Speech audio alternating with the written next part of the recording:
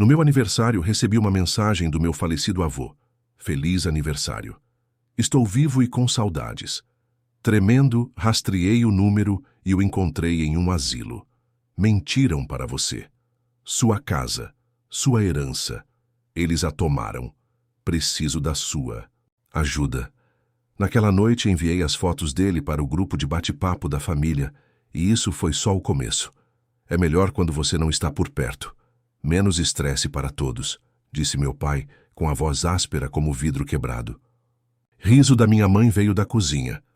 Para, não seja tão rude. Mas falando sério, talvez você devesse passar seu aniversário em outro lugar. Realmente temos bastante coisa para fazer. Fiquei ali, com o celular na mão, olhando para a mesa de jantar onde jaziam os restos do jantar. Taças de vinho vazias, um bolo pela metade, migalhas espalhadas como pensamentos descuidados. Eles nem tinham guardado um lugar para mim. Feliz aniversário, aliás, brincou minha irmã Marina, sem tirar os olhos do celular. Sua voz estava carregada de falsa doçura. Eu ia postar uma foto nossa antiga, mas, sabe, imaginei que você quisesse um pouco de privacidade. Nem perguntei por que não me convidaram para comemorar. Eu sabia a resposta. Eu era o estranho. Aquele que sempre dava, mas nunca era o suficiente. Aquele que trabalhava em 2 empregos para pagar as dívidas. Aquele que perdia os fins de semana com os amigos porque a mãe precisava de ajuda com as compras ou o pai precisava consertar o carro ou a Marina simplesmente precisava de algo. Eu não estava com raiva. O que eu sentia era algo mais frio, entorpecido como o vento que batia nas janelas. Claro, consegui dizer, guardando o celular no bolso. Aproveitem a noite. Não bati a porta, não gritei. Simplesmente fui embora, caminhei até o meu carro, sentei ao volante e encarei o para-brisa, tentando me lembrar de um único momento em que me celebraram. Quando ficaram orgulhosos. Quando eu fui mais do que conveniente. O caminho de volta para o meu apartamento foi um borrão. As luzes da cidade se estendendo como vidro derretido.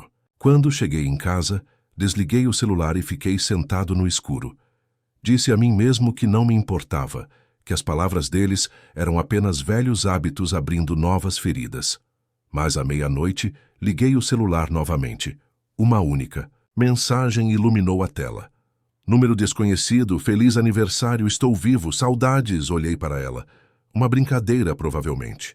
Uma piada cruel de um amigo entediado que tinha encontrado a maneira perfeita de torcer a faca. Quase apaguei, mas então vi o nome do contato. Vovô, que tinha falecido há 2 anos. Ou assim me disseram. Meu coração disparou.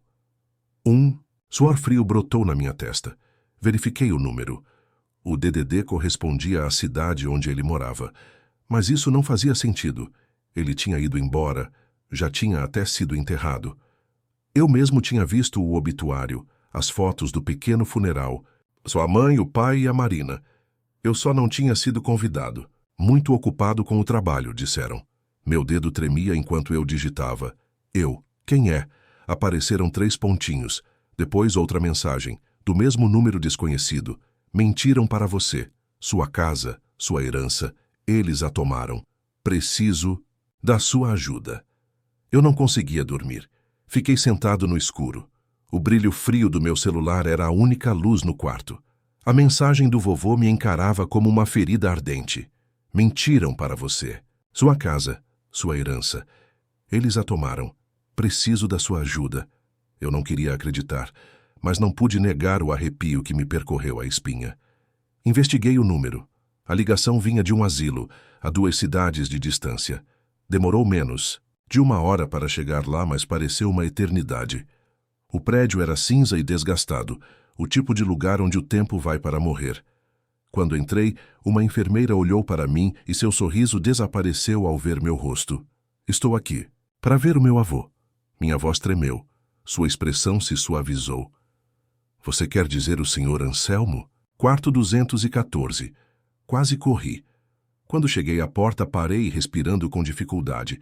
E se fosse um engano? E se eu entrasse e visse um estranho? Mas eu abri. Um velho de cabelos grisalhos estava sentado perto da janela, com a luz do sol pintando seu rosto cansado com linhas douradas. Seus olhos se moveram. E quando encontraram os meus, ele sorriu, um sorriso fraco e trêmulo. Eu sabia que você viria, disse. Sua voz era como folhas secas, mas havia uma centelha de vida nela. Vovô? Ele assentiu. Eu queria abraçá-lo, mas não conseguia me mexer. Minhas pernas estavam pedradas. Como assim? Você não deveria estar enterrado? Sussurrei. Era isso que eles queriam que você pensasse. Ele apontou para a cama ao lado e eu desabei nela. Levaram tudo de mim, meu rapaz. A casa, o dinheiro. Disseram que eu morri porque me recusei a entregar tudo a eles. Então, eles forjaram. Meu coração batia tão forte que eu não conseguia ouvir meus próprios pensamentos. Mas eles tinham fotos do funeral e são tudo falso. Enterraram um caixão vazio, como você pode ver. Aposto que disseram que era só para a família, não disseram? Sim, me senti mal. E a herança era para ser para você. Você e somente você. Mas eles precisavam do dinheiro. Como sempre precisavam. A mão dele tremia quando ele estendeu a mão para pegar a minha. Tentei lutar contra eles, mas me trancaram aqui. Disseram que eu estava perdendo a cabeça. Levaram meu telefone, mas implorei à enfermeira. Ela finalmente me deixou usar o dela. Foi só o que precisou. Aquele único sussurro de traição. E a dormência se transformou em outra coisa. Algo ardente. Eu me levantei. Não vou deixar que eles escapem impunes, vovô. O aperto do vovô aumentou, surpreendentemente forte. Tome cuidado. Eles farão qualquer coisa para ficar com o que roubaram. Qualquer coisa. Saí daquele asilo, o ar do inverno cortando meu rosto. Mas eu não senti. Meu telefone estava na minha mão, já discando. Papai atendeu depois de 2 toques. Oi, lembrou que sua família existe? Acabei de visitar o vovô. Eu sei de tudo, pai, eu sei o que você fez. Tudo o que, rapaz? Do que você está falando? Você me disse que ele estava morto. Mas você roubou a casa dele, o dinheiro dele. Você fingiu o enterro e o deixou apodrecendo, em um asilo. Cuidado com a boca, ele disparou. Você não sabe de nada, eu sei o suficiente. Tenho as mensagens, as fotos. Vou direto à polícia. Ouviu-se um palavrão abafado e depois outra voz. Minha mãe. Por favor, não faça isso. Você não entende. Fizemos isso pela família. Pela família. Eu ri. Ou por vocês. A sua ideia de família. É um monte de mentiras. Desliguei. Ligaram de volta na hora, mas ignorei. Fui direto para casa e comecei a vasculhar. Extratos bancários, mensagens de texto, fotos. Eu sabia onde meus pais guardavam seus arquivos antigos, aqueles que eles achavam que eu nunca tinha tocado. Mas não encontrei apenas evidências da casa. Encontrei algo pior. Transferiram milhares de reais desviados da conta do meu avô nos últimos 3 anos para contas com os nomes da minha mãe e da minha irmã. O dinheiro era meu. A casa era minha. O meu avô confiou neles e eles roubaram tudo. Meu celular vibrou. Uma notificação. Uma publicação no Facebook. Mamãe. Famílias são construídas com base na confiança e no perdão. Algumas pessoas simplesmente não conseguem se livrar da amargura. Isso gerou uma enxurrada de comentários de tias, tios e até amigos da família. Tia Vera, não se preocupe, querida. Algumas crianças simplesmente crescem egoístas. Tio Sérgio, ingrato é pouco. E Marina, ele sempre foi a criança problemática, sempre fazendo drama. Eles estavam distorcendo a história. Eles estavam me fazendo de vilão. Meu celular vibrou, de novo. Uma mensagem da Marina. Eu queria jogar meu celular fora, mas não joguei. Em vez disso, comecei a tirar prints, salvar tudo, fazer cópias de todos os documentos que encontrava. Compilei tudo em uma pasta organizada no meu laptop, rotulei como verdade e fiz backup em 3 lugares. Eles achavam que podiam controlar a narrativa. Achavam que eu recuaria como sempre, mas não sabiam que eu tinha parado de bancar o filho obediente. Finalmente, atendi uma ligação deles. Marcamos de esclarecer os pontos em uma cafeteria. O café estava silencioso. O murmúrio suave das conversas ao meu redor era apenas um pano de fundo. Escolhi uma mesa no canto, longe das janelas. Era perfeita. Uma visão clara da entrada, sem nenhum lugar para me esconder. Sentei-me com meu laptop aberto, o pendrive conectado. A tela brilhava com uma pasta com o rótulo Verdade dentro de tudo. As assinaturas falsificadas, as transferências bancárias, as capturas de tela, o vídeo do vovô no asilo, o último prego no caixão deles, meu celular quebrado, a mensagem da minha mãe. Chegamos. Por favor, não façam cena. Eles logo se arrependeriam. Daquelas palavras. A porta se abriu e eu os vi. Papai rígido e irritado. Mamãe pálida e nervosa. Marina sorrindo, mas com aquela falsa doçura que sempre carregava veneno. Eles se aproximaram e, sem dizer uma palavra, sentaram-se à minha frente. Olhei para eles e não disse nada. Mamãe quebrou o silêncio. Querido, podemos conversar sobre isso, por favor? Somos uma família. Família. Deixei a palavra pairar no ar, como se você tivesse me dito que o vovô estava morto, como se você tivesse roubado a casa dele e o trancado em um asilo. O rosto do papai se contorceu.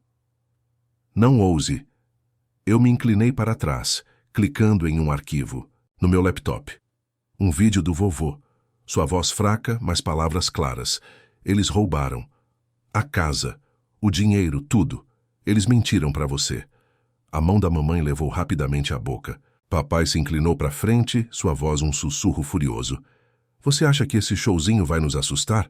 Seu avô é cênico. Ele não sabe o que está dizendo. Sério? Cliquei em outro arquivo, um documento digitalizado da herança, a assinatura, real do vovô ao lado da falsa. Silêncio. Então Marina riu. Um som áspero e amargo.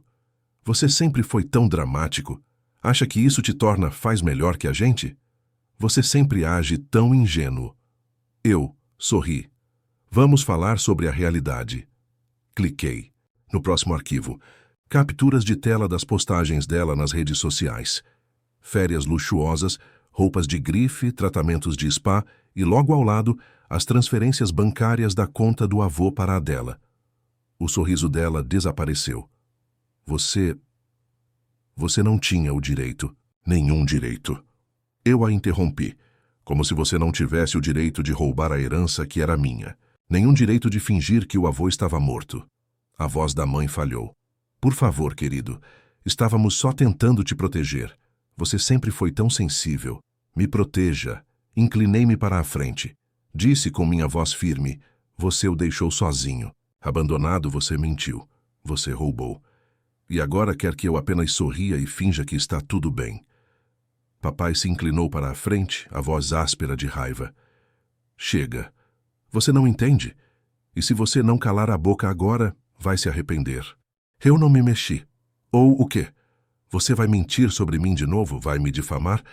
Talvez dizer à família que sou um fracasso, como quando você disse que eu roubei de você ou que fui ingrato.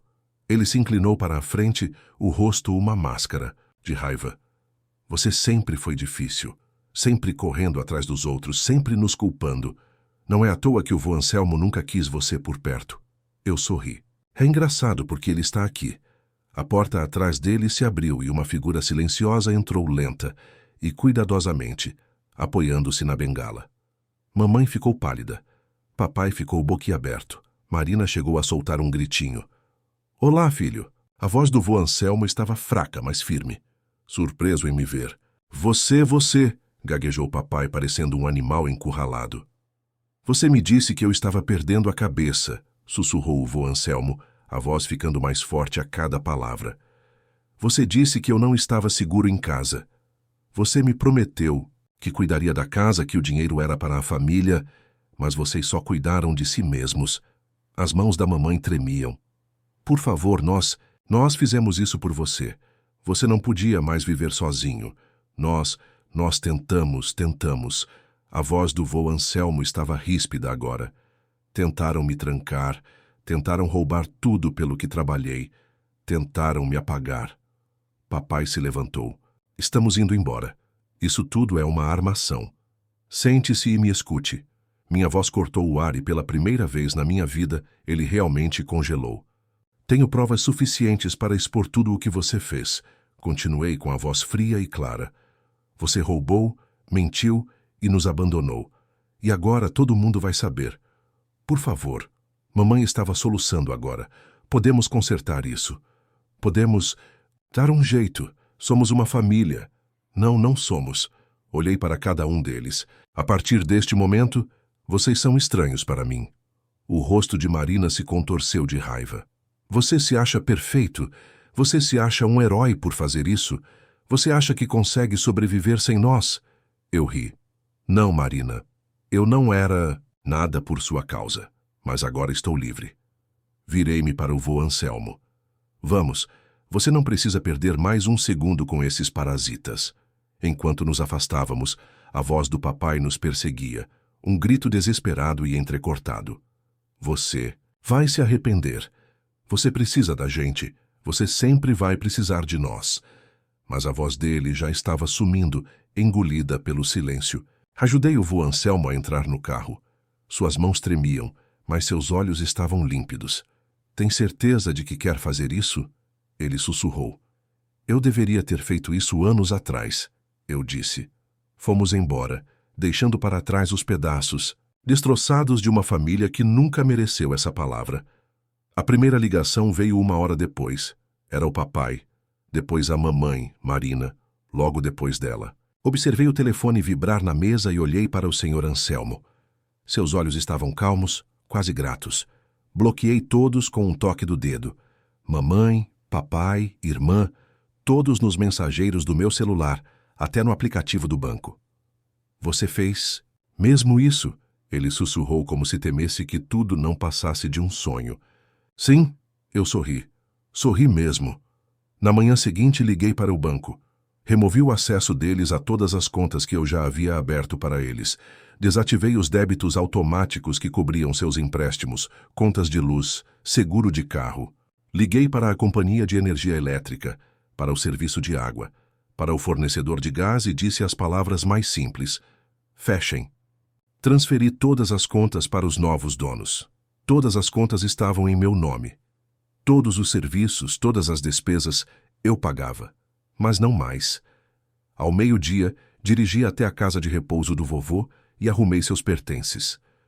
Os funcionários me olharam surpresos. Ele está voltando para casa, eu disse friamente, jogando as malas dele no carro.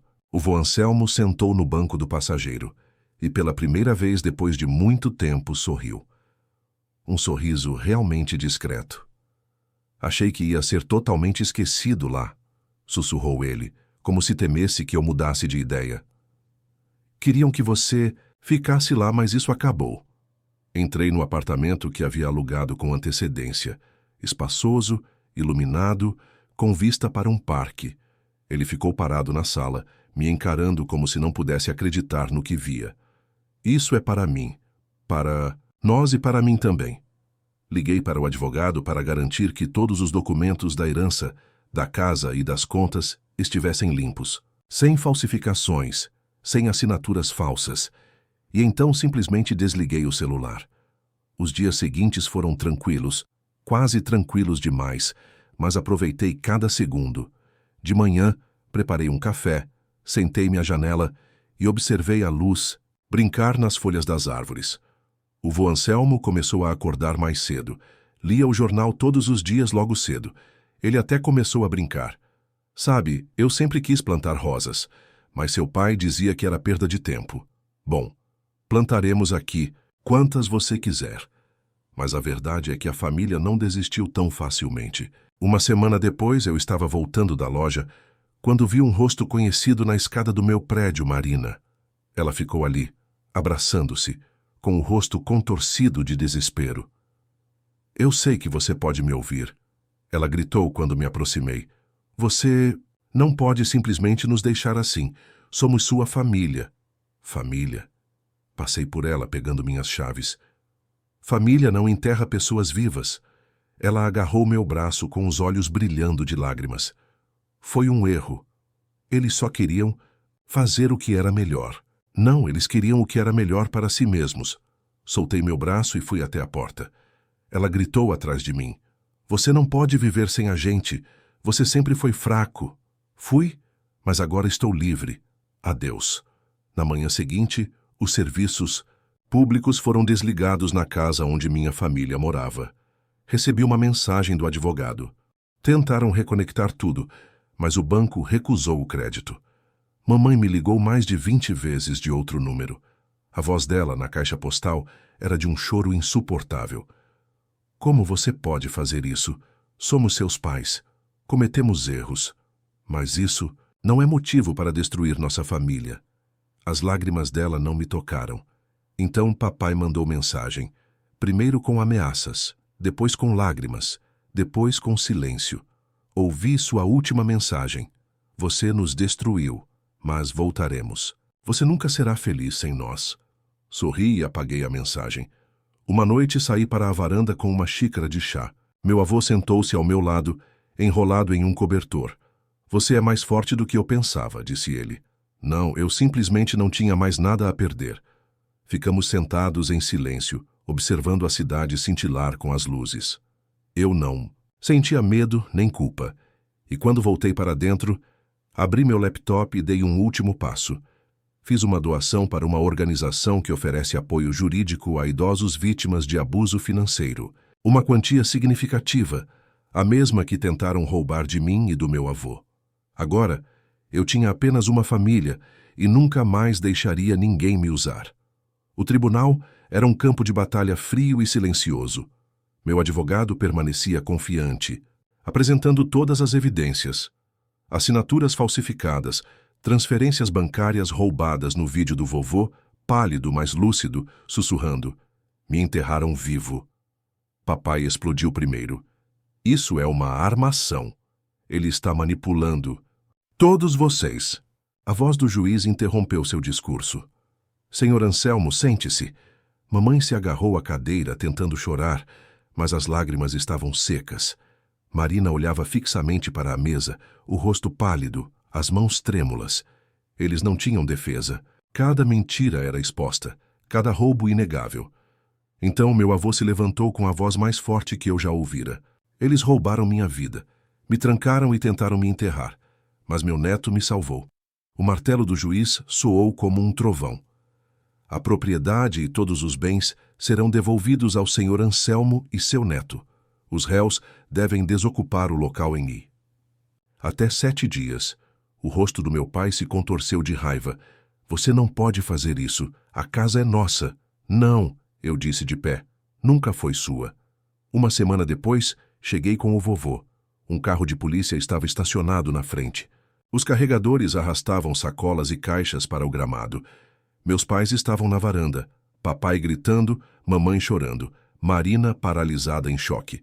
Você não pode simplesmente levar tudo. Papai gritou, lutando contra o aperto de um policial. Eu não tô levando, você roubou, eu só peguei de volta. Mamãe correu em direção ao vovô. Por favor, cometemos erros, mas somos sua família. Vovô olhou para ela com a voz fria. Você não é minha família. Papai deu um passo à frente agressivamente, mas o policial interveio empurrando-o para trás. Senhor, este é o seu último aviso. Eu os vi sendo empurrados para dentro de um sedã velho e amassado, a vida que mereciam. Enquanto partiam, eu os vi gritando um com o outro, suas mentiras se voltando contra eles. Enfim, transformamos a casa em um lar. Tinta fresca, móveis novos, rosas florescendo no jardim. O cheiro de terra fresca e novos começos enchia o ar. O vovô caminhava pelo jardim todas as manhãs, com a bengala batendo no caminho de pedras. Ele estava mais leve, quase feliz, sabe? Ele riu certa manhã. Seu pai sempre achou que ele era inteligente. Mas ele nunca entendeu a diferença entre inteligência e sabedoria. Acho que ele aprendeu da maneira mais difícil, respondi. Mas elas não desapareceram. As cartas chegaram desesperadas, suplicantes. Mamãe escreveu primeiro. Por favor, estávamos errados. A saúde do seu pai não está muito bem. Precisamos de ajuda. Depois Marina. Perdi meu emprego. Não, tenho nada. Por favor, me ajude. Li cada carta e as queimei na churrasqueira. As chamas lamberam suas palavras tão sem sentido quanto sempre foram. Papai nunca escreveu, mas ouvi dizer que ele perdeu o emprego, se endividou e começou a beber. Ele me culpou, é claro. Sempre culpou. Certa noite, meu avô e eu estávamos sentados na varanda observando o sol se pôr atrás das árvores. As rosas balançavam na brisa fresca, seus botões refletindo a última luz. Achei que ia definhar naquele asilo. Ele sussurrou. Você não vai perder este lugar de novo nunca mais, eu prometo. Este era o nosso mundo agora. Chega de mentiras, chega de traição. Estou orgulhoso de você, sussurrou o vovô com a voz embargada. Você fez o que eu nunca consegui. Eu fiz o que me forçaram a fazer, respondi. E eu senti o peso levantando, as correntes quebrando. Ficamos sentados em silêncio, a casa brilhando com a última luz do dia. Um lugar que tentaram roubar. Um lugar que perderam. Agora me diz, como você reagiria se quem você sempre protegeu fosse quem te traiu? Você teria coragem de expor sua família por justiça? Escreve aqui nos comentários. Eu quero muito saber. Se você gostou do vídeo, clica em curtir e se inscreve no canal também. Assim, você não perde nenhuma história emocionante. E não esquece, deixa também um comentário com uma classificação de 1 a 10 para mostrar o quanto você gostou. Assista também ao vídeo que agora está aparecendo na sua tela. Até breve.